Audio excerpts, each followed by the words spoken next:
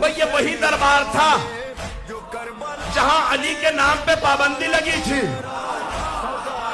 شام میں کوئی نام نہ لے, اس دربار میں کوئی نام نہ لے.